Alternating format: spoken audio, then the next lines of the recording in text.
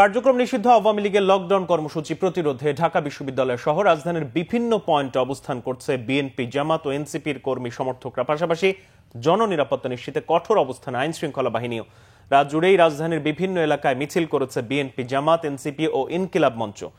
বিচ্ছিন্ন কয়েকটি ককটেলের বিস্ফোরণ ছাড়া পুরো রাজধানী ছিল শান্ত। কার্যক্রম নিষিদ্ধ আওয়ামী লীগের লকডাউন কর্মসূচি প্রতিরোধে সকালে ঢাকা বিশ্ববিদ্যালয় মিছিল সমাবেশ করে ইসলামী ছাত্র শিবির।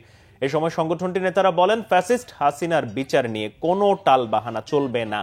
আওয়ামী সন্ত্রাস রুখতে শিক্ষার্থীরা সবসময় প্রস্তুত রয়েছেন বলেও জানান তারা।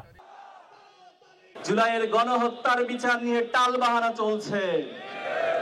আজকে 1.5 বছর অতিক্রান্ত হয়েছে, আপনারা ধীর গতিতে জুলাইয়ের বিচার অতিক্রান্ত।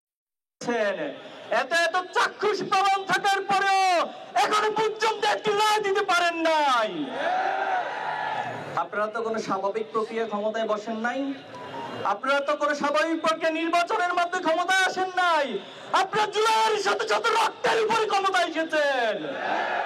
জুলাইয়ের রক্তকে যারা ধারণ করতে পারবে, জুলাই শহীদ পরিবারের আকাঙ্ক্ষাকে যারা ধারণ করতে পারবে, তাদের শুধুমাত্র এদেশে ক্ষমতায় টিকে থাকার ম্যান্ডেট থাকবে।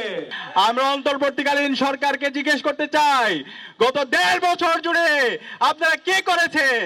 যে ফ্যাসিস্ট লীগ এই দেশ থেকে পালিয়েছে, খুনি হাসিনা এবং তার দোসররা এই দেশ থেকে পালিয়েছে, তারা কিভাবে এই স্বাধীন বাংলাদেশে আবার নতুন করে ষড়যন্ত্র এবং চক্রান্ত করার সাহস দেখাতে পায়?